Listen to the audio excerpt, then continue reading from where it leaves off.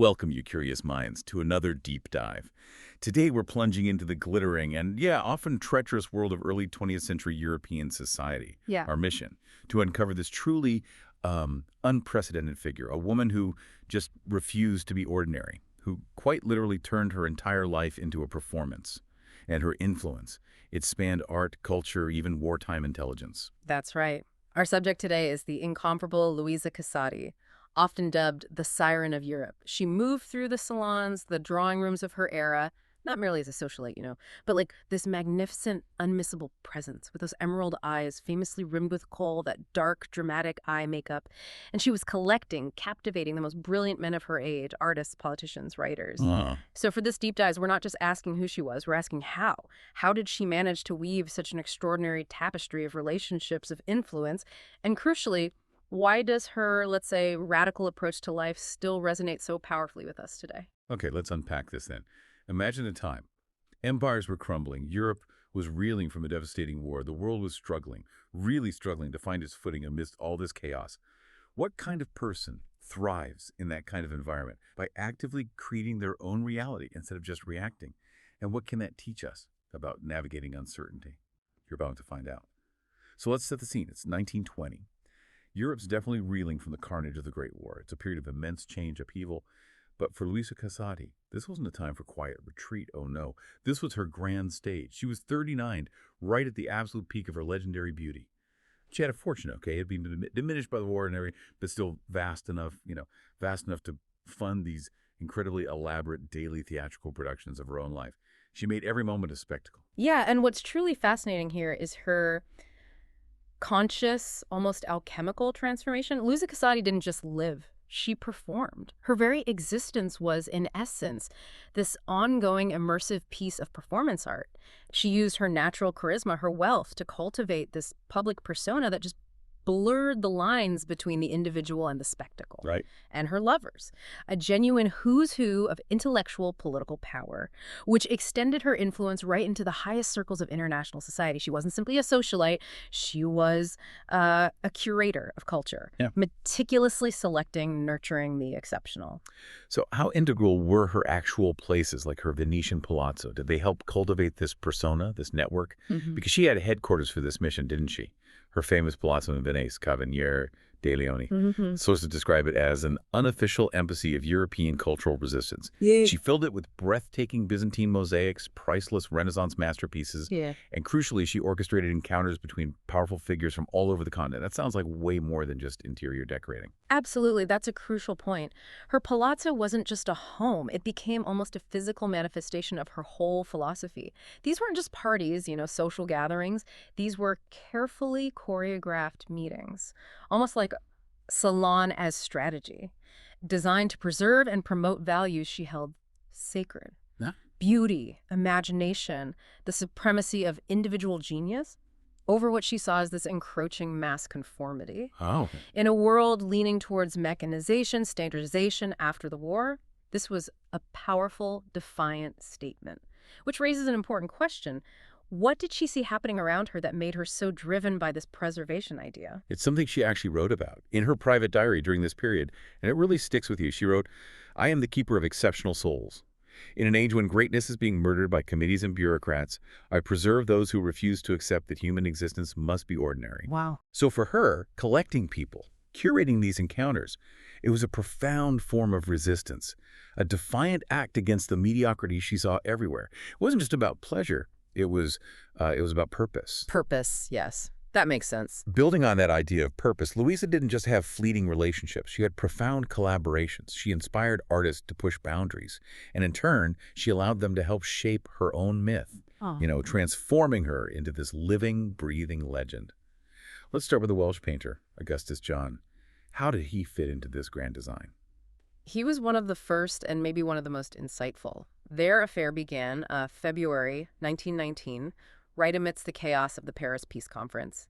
John, he was 41 then, height of his powers, a renowned war artist. He'd seen the devastation firsthand, and he immediately recognized in Luisa a kindred spirit, someone who also refused to let beauty bow to utility or art just serve politics. Their connection was instant, a mutual recognition of these defiant artistic spirits, both unwilling to compromise their vision. And their first night together wasn't just seduction, apparently. It was described, rather remarkably, as mutual recognition.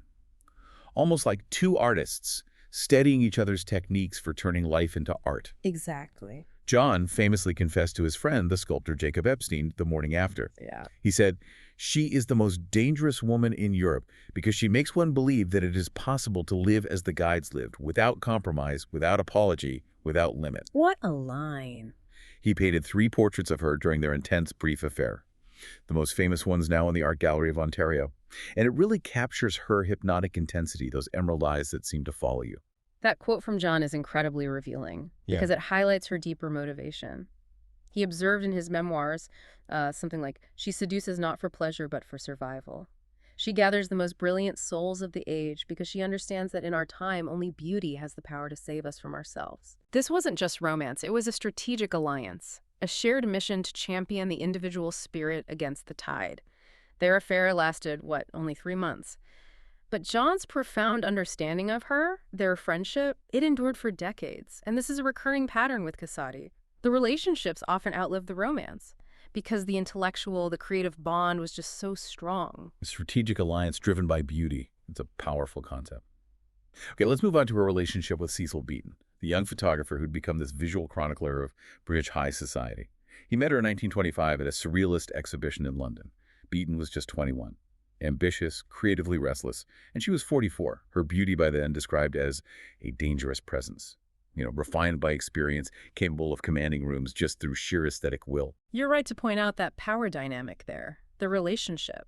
It transcended conventional boundaries. Beaton, who was homosexual, found in her a muse and a mentor. In the art of self-creation, of crafting an image, he later recalled, "She taught me that photography was not about capturing reality, but about creating it." Every portrait session with her was a collaboration in the manufacture of myth. Collaboration in myth-making. Yes, it was a partnership in crafting illusion, but one that revealed deeper truths about identity. And their most famous session, 1926, had Luisa in this breathtaking gown of silver lame by Fortuny. Her eyes, of course, enhanced with kohl, applied with, surgical precision.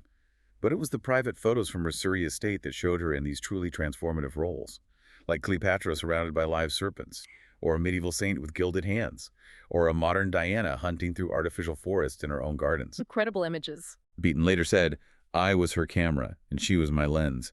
Together, we created visions of human possibility that ordinary life could never achieve." It almost sounds like an early form of personal branding, doesn't it? Absolutely. It really highlights how she not only allowed artists to interpret her, but actively collaborated in the constant reinvention, the redefinition of her own image, constantly pushing the boundaries of identity. And it's a parallel we can certainly draw to today's world, right? Personal branding, curated online personas. Definitely. Similarly, with Kees van Dongen, the Dutch Fauve painter, that movement known for its vibrant, expressive color. Their affair in 1923 produced a series of 12 paintings that became increasingly experimental. It culminated in this shocking portrayal of her as a modern Medusa, capturing her dangerous beauty. Van Dongen, despite their tempestuous relationship, told Picasso, "She is impossible, but she makes me paint like a god." Yeah. "When I'm with her, I understand what it means to create without compromise." No compromise. That seems to be her mantra, yeah. And with Man Ray, the surrealist photographer, their 1934 session in her Venetian palazzo produced some of the most haunting images in photographic history. Ray used innovative techniques like solarization, double exposure, and one famous image shows Luisa wearing a mask of her own face, a really disturbing meditation on identity and performance.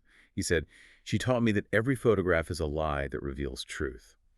She understood that art's highest purpose is not to document the world as it is, but to show what it could become. And Jacob Epstein, the American-born British sculptor, he created the psychological portrait of her as a modern sphinx. So penetrating that Luisa initially refused it. She said, "You have carved my soul, and I am not certain I like what you have found there." Wow.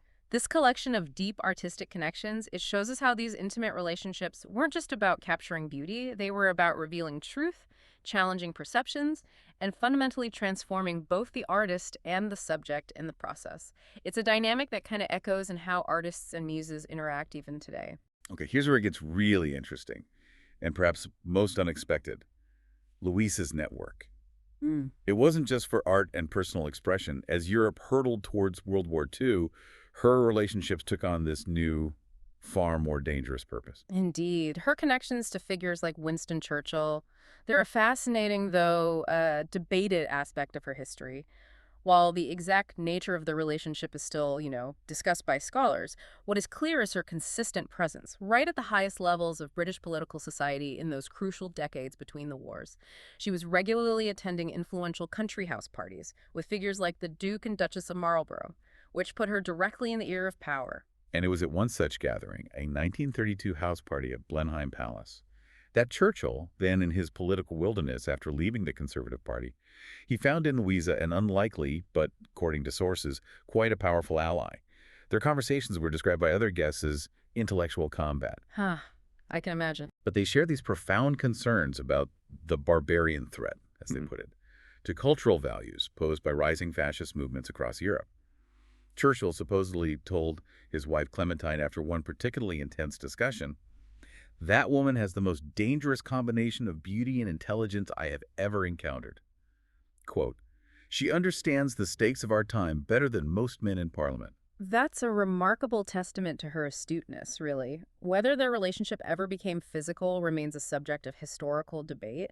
Scholars are divided over sort of fragmentary evidence. However, what's unequivocally clear is that Louisa moved through Churchill's social orbit with absolute confidence, and that her astute warnings about European political developments, they were taken seriously by British intelligence services. More significantly, her connections provided crucial support for her later activities, protecting artists, intellectuals from fascist persecution, helping to create escape routes, safe passage when the war actually broke out. It's remarkable to think a society figure could impact intelligence, resistance efforts like that. How exactly would British intelligence even leverage someone like Casati, who was known more for her artistry than espionage? What were the mechanics there? That's a vital question. She wasn't an agent in the conventional sense, not running black ops or anything. Instead, her value lay in her access, her ability to cultivate trust, and her almost invisible influence. Imagine a highly placed diplomat or politician confiding concerns over dinner in what seems like a totally apolitical setting, her salon. Right, disarming. Exactly. Casati had this reputation for discretion and a genuine love for intellectual discussion. She could listen, gather insights, and then subtly transmit these through her extensive network of British contacts who were linked to intelligence. Without ever seeming to be doing so herself, her power was her ability to make people want to talk to her, to trust her judgment on matters of cultural, civilizational importance, which of course often intersected with political realities. And then there's her relationship with Count Galeazzo Ciano, Mussolini's son-in-law and foreign minister. Now, this is an incredibly complex, dangerous affair, conducted with extreme discretion in his secret Venetian apartment, starting in 1936, given the immense political stakes involved. This sounds like an even higher level of risk. It absolutely was. Ciano, handsome, intelligent. He was growing increasingly disillusioned with fascism, despite his position right at the heart of the regime. He found in Luisa someone who shared his deep concerns about Italy's future, the trajectory of European civilization. He actually confided in his diary, "She makes me remember what we are fighting to preserve." End quote. In her presence, I am reminded that civilization is not politics or economics, but beauty, grace, and the freedom to live as art demands. That speaks to her profound, almost existential influence on him. She offered this counter-narrative to the ideology he was immersed in. And Louisa shrewdly used this affair to gather inside information about fascist intentions, which she then discreetly passed to British intelligence through her network of English connections. Her influence on Ciano during this critical period, it may have even contributed to his courageous decision to vote against Mussolini in 1943, which of course led to his execution by firing squad in 1944.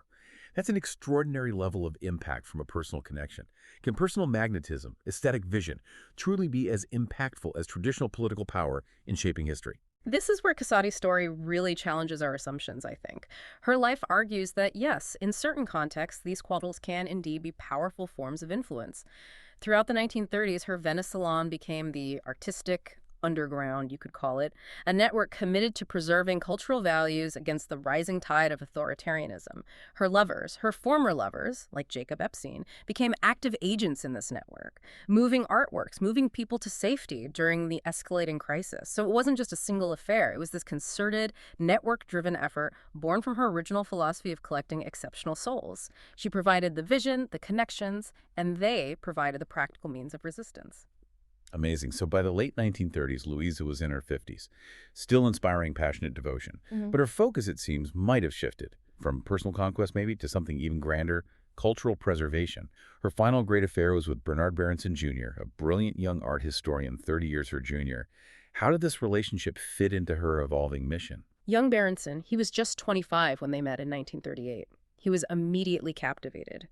Not just by her legendary beauty, which apparently remained formidable despite her age, but by her encyclopedic knowledge of European cultural history. He wrote to his famous father, Bernard Berenson the Elder, "She knows more about the artists of the past 5 centuries than most university professors."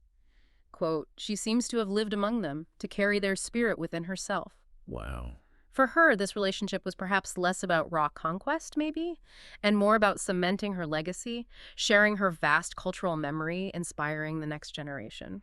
And this relationship was a remarkable fusion of intellectual and physical intimacy. Wow. Sounds very Casati.